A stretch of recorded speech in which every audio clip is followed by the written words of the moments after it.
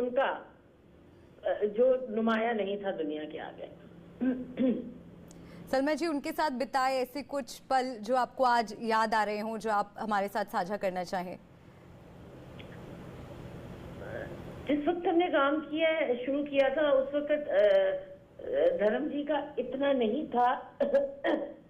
हालांकि वो अभी भी उन्होंने एक फिल्म की थी जिसमें इतना खूबसूरत उन्होंने शख्सियत, एक किरदार किया था कि वो that out it was outstanding from the entire film. मगर उसके बाद भी जो उनके साथ काम किया और कुछ दिन वो जो एक एक्सपीरियंस था, और एज ए न्यू आर्टिस्ट जो एक सब महसूस करते थे और जिस तजर्बे के तहत गुजरते थे, एक उनकी इंस्टिंक्ट कि जो दूसरा आर्टिस्ट है वो ऐसे इसको अच्छे से अच्छा करे, अच्छे से अच्छा करे। इतनी चीजों में हमें एक कुछ दिनों में ही made me feel very rich work wise. Salma ji, यही शायद उनकी शख्सियत का पहलू था जिसकी वजह से आज भी आप ये कह रही हैं कि वो चले गए लेकिन उन्हें याद कैसे करें, क्योंकि वो साथी हैं, वो स्मृतियां हमेशा आप संजो कर रखेंगी, इसमें कोई दो राय नहीं है। और मुझे लगता है कि जैसा आप महसूस कर रही हैं उनको जानने वाले वही महसूस आज भी कर रहे होंगे जब वो हमारे बीच नहीं रहे। उनके करीब जो लोग थे, जो रोज उनको मिलते थे, वो तो उनको बेइंतहा मिस करेंगे। मगर उनका ऐसी पर्सनालिटी थी कि उनकी एक झलक भी कहीं इंस्टा पे या किसी चीज पे भी इंटरव्यू में पढ़ती थी तो ऐसे लगता था साथ है आपके।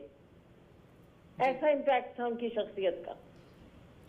सलमा जी, उस तस्वीर को ही जहन में बनाकर आप भी रखेंगी और उनके चाहने वाले भी। बहुत बहुत धन्यवाद हमसे बात करने के लिए।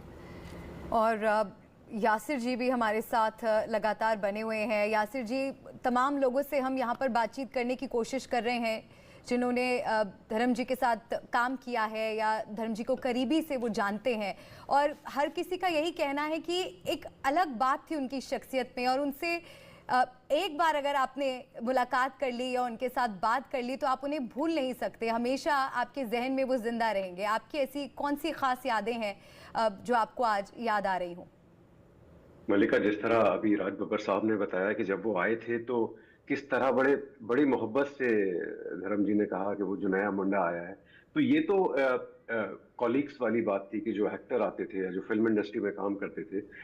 मैं तकरीबन 20 साल पहले की बात बता रहा हूँ। ये साल 2005 की बात है जब मैं पहली बार उनके घर पहुंचा था इंटरव्यू लेने। हालांकि वो इंटरव्यू बॉबी देओल का होना था, लेकिन मेरी पहली मुलाकात हुई थी।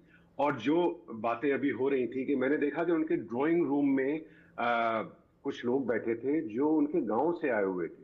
करीब 3 लोग बैठे हुए थे और वो बातें कर रहे थे। मैंने उनसे पूछा कि आप कैसे आए, तो उन्हें बताया कि हमें बॉम्बे में कुछ काम की तलाश है और हम तो सीधे यहाँ आ गए।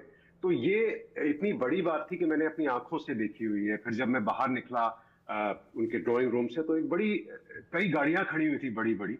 उनमें जो सबसे आगे गाड़ी थी वो एक बहुत पुरानी फिएट कार थी जो उस वक्त तक बंद हो गई थी, चलती भी नहीं थी। तो जब मैंने उनके गार्ड से पूछा तो उन्होंने बताया कि ये धर्म जी की पहली कार है जब उनकी पहली फिल्म हिट हुई थी और जब वो फिल्म इंडस्ट्री में आए थे 40-50 साल पहले, तो उसको संजो कर रखा हुआ है और ये गाड़ी अब भी बहुत चलती है और इससे उनका भावनात्मक लगाव है।